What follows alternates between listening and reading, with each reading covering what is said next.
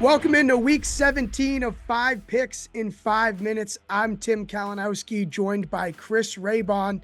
Let's do a recap, Raybon. I don't know, you go 1-2. I real tough one on that Minnesota Detroit game, or who is it? Minnesota Green Bay, Minnesota Detroit. I'm on a pretzel. Minnesota Detroit. Yeah. Minnesota Detroit. Yeah, that was that one stung. I tailed you on that one as well. So you are 1-2 last week, and you moved to 26-21-1 on the season. Well, guess what? I went 1-1. So I'm 16-16 on the season.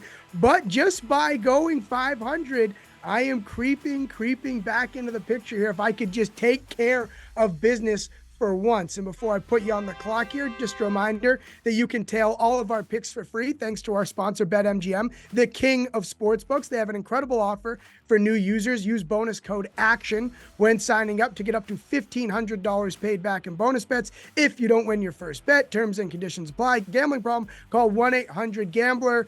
Week 17, Chris Raybon, you are on the clock. Go with the Las Vegas Raiders plus 3.5 at the Indianapolis Colts. Since Antonio Pierce took over as the head coach, this Vegas defense has really transformed. Since week 9, second in EPA per play, excluding turnovers, which gives you a better picture of just how well a defense is playing because turnovers are worth so much. Also, top 10 in EPA allowed per dropback, and number 1 in the NFL since week 9 in EPA allowed per rush, which is always big when you're facing the Colts and you got to slow down Jonathan Taylor. Vegas 15th in weighted DVOA, Indianapolis 22nd overall. I think Vegas is the better team here, and these West teams traveling east have been successful. I think they get a little bit underrated in these spots, so love Vegas plus 3.5 at Indy. Yeah, it's a good point. There's a lot of work on Evan Abrams did on Action Network's website about West Coast teams traveling east, and you mentioned it. We seem to overvalue it just a little bit and makes value on the other side. So I'm staying away from that. I'm going New Orleans Saints plus 2.5 against the Tampa Bay Buccaneers. I think it's finally time, Raybon, okay? With all the brainwashing you've done to me into fading the Saints, and it's finally time to buy on the Saints. It got low enough. This line actually says that the Bucs are slightly better than New Orleans, which frankly I disagree with. The Saints are the second unluckiest team in the NFL according to Nick Giffin's luck rankings, and the Bucs are the second luckiest. And also, I'll note, give more love. Anthony DeBundo pointed out that Derek Carr is actually a little better in yards per attempt when he's blitzed versus when he's not blitzed, and we know that the Bucs like to bring pressure.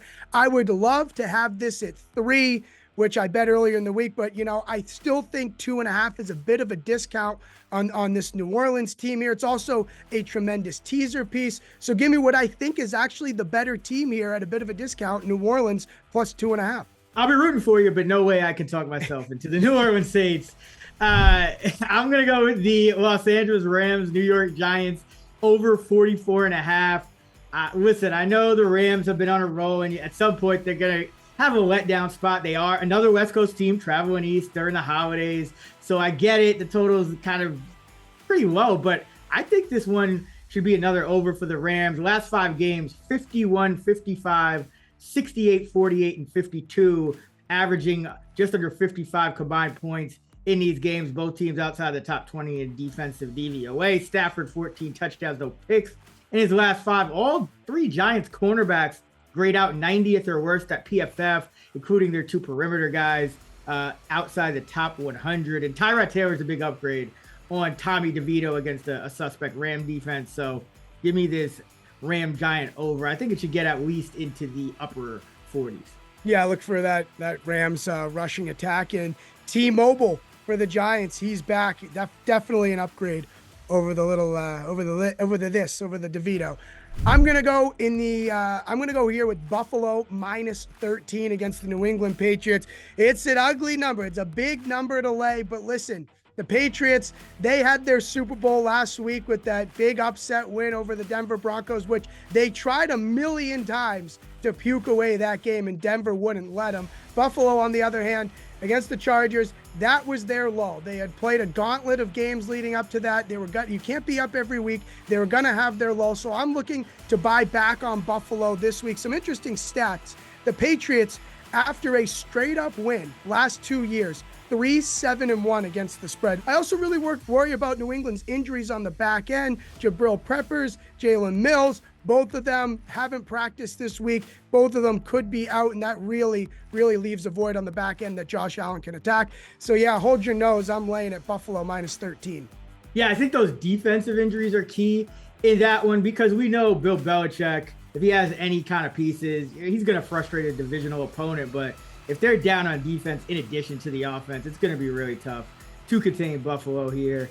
I'll close it out with the Pittsburgh Steelers +3.5 at the Seattle Seahawks. And if they keep giving me the hook with the Steelers and these underdog spots, or giving me, points with the Steelers and these underdog spots, I'm going to take them because the Steelers are they're kind of a punchline and a running joke for much of the season. But the bottom line is they tend to get it done in these spots.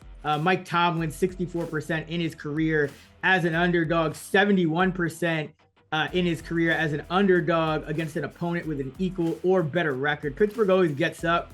I think the Seattle defense is vulnerable, and they can very well win by 3. So love the hook here. Last 2 wins for the Seattle Seahawks have been 20-17. Last 3 wins actually have been by 3 points each for Seattle. So give me Pittsburgh +3.5. Yeah, Pittsburgh last week, it felt like a gift against Cincinnati. I mean, it was the most Steelers Tomlin spot of all time.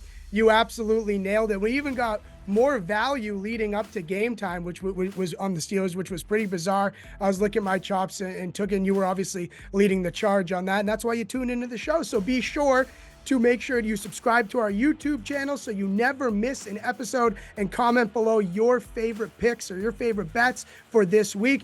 Good luck, everybody. Continue to enjoy the holidays. Nail your ass to the couch and watch some football. For Chris Raybon, I'm Tim Kalinowski and all our lovely producers. Thank you very much, and enjoy your football.